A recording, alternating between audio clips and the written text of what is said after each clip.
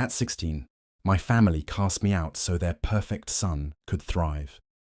Years later, when I rose higher than they ever imagined, they came begging, only to learn my success had no place for them. At 16, my family cast me out so their perfect son could thrive. And they made sure I understood I was the sacrifice.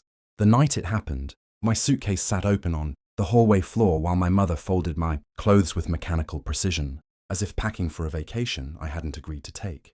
My father stood by the door, silent but immovable, his shadow cutting across the tiles like a border I was no longer allowed to cross. From the living room, I could hear my brother laughing on the phone, celebrating his latest academic award. "We can't afford distractions," my father said, not looking at me. "Your brother has a future." The word distraction echoed louder than the slammed door behind me. I stood on the porch long after the lights went out, the house glowing warm and golden through the curtains. A home edited to exclude me. That was the night I learned something important. Exile can be the cleanest kind of clarity. I was the older child by 11 months, but somehow I was always the afterthought. Daniel, my parents' miracle, their once-in-a-generation prodigy, learned to read at 4 and solve algebra before most kids memorized multiplication tables. By the time we reached high school, teachers spoke his name like a scholarship already written. Mine was usually followed by a sigh.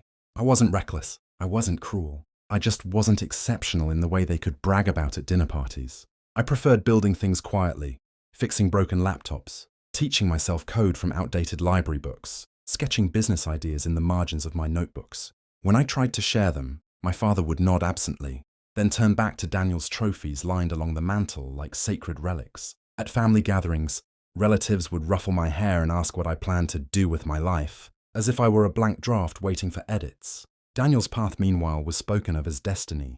The truth is, I learned early that love in our house was an investment strategy, and I had never been considered a profitable return. It wasn't one explosive moment that pushed me out. It was erosion. At dinner, my father would ask Daniel about competitions, internships, mentors. When he turned to me, it was usually to pass the salt. If I spoke without being invited, there would be a pause, the kind that makes you aware you've stepped into someone else's spotlight. Then my mother would gently redirect the conversation back to what really matters. When Daniel needed quiet to study, the entire house adjusted. The television volume lowered. Phone calls moved outside. Once, when I was finishing a school project at the kitchen table, my father unplugged my laptop mid-sentence because Daniel needed the outlet for his practice exam timer. "You understand," he said. It wasn't a question. On Daniel's award nights, I stood just outside camera frames, clapping with everyone else. Later, when relatives complimented him, my mother would laugh softly and say, "We always knew he was special." No one ever asked what I knew. Even my mistakes were treated differently. Daniel's were pressure, mine were proof. By 16, I had become fluent in silence, the kind that keeps you in the room but never truly seen. The final conversation wasn't loud. It was measured, which somehow made it worse. I had been offered a small, freelance contract building a scheduling app for a local clinic. It wasn't glamorous, but it was mine. The clinic's director shook my hand and said, "You've got instinct." No one had ever used that word about me before.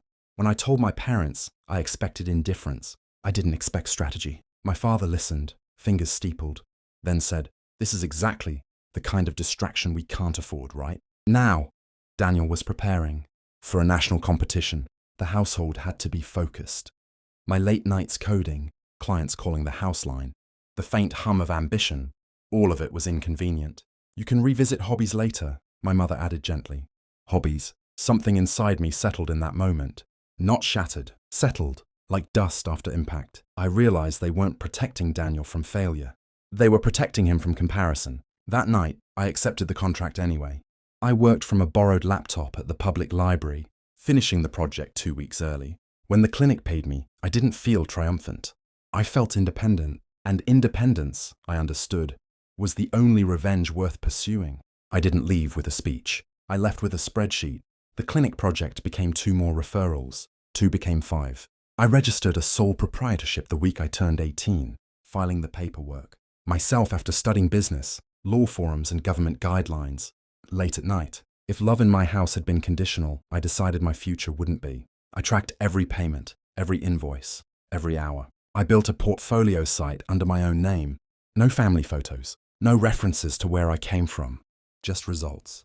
When Daniel left for university with a celebration dinner and a framed acceptance letter, I moved into a studio, apartment with second-hand furniture and a router that blinked like a promise. They called it stubbornness. I called it infrastructure. I took online certifications in software architecture and contract management, not for prestige but for leverage. I learned how to negotiate retainers instead of one-time fees. I read client agreements the way other people read novels. Slowly, looking for traps. I didn't announce milestones. I documented them. The revenge was never about humiliation. It was about removing myself so completely from their narrative that one day, when they spoke about success, my name would be unavoidable and untouchable. Success did not arrive with applause. It arrived as contracts signed without hesitation. By 26, my company occupied the top 2 floors of a glass building downtown. We specialized in healthcare systems, secure, scalable platforms that clinics relied on daily. The same type of clinic that had once taken a chance on a quiet 16-year-old with a borrowed laptop. The first time my parents walked into my office, they didn't know it was mine. They had scheduled a consultation. Daniel's startup, brilliant, ambitious, underfunded, needed infrastructure after a failed launch left investors uneasy. My firm had been recommended as the safest option. I watched them through the conference room glass before stepping inside.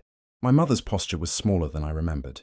My father's voice, once absolute, carried uncertainty. When I introduced myself as CEO, the silence was surgical. No one raised their voice.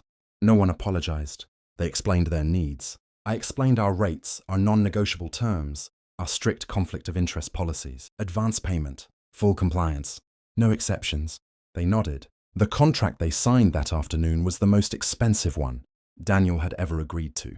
I didn't smile when they left. I simply watched the elevator doors close and felt nothing but equilibrium. Word travels differently when it carries surprise. Within a week, relatives who once asked what I planned to do with my life were sharing articles about my company's expansion. An industry magazine featured my photo beside a headline about quiet innovators reshaping healthcare, tech.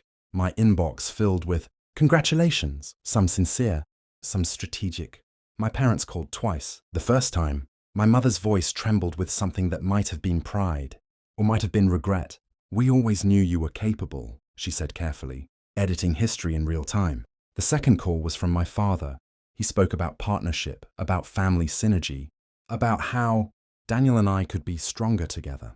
He never mentioned the porch, or the suitcase, or the word distraction. Daniel didn't call at all. The real consequence wasn't financial. It was relational gravity shifting. The axis of approval had moved, and I no longer orbited them. Why should anyone care? Because being underestimated rewires you. It teaches you to shrink or to sharpen. Every quiet dismissal plants a choice. Become what they expect, or build something they can't control. I chose control, and for the first time in my life, my worth wasn't a comparison. It was a constant. People assume revenge is loud, a public reckoning, a dramatic apology, tears across a dinner table. Mine was quieter. I didn't cut them off. I didn't reconcile either. I simply adjusted the distance. We speak occasionally now, in careful, neutral tones.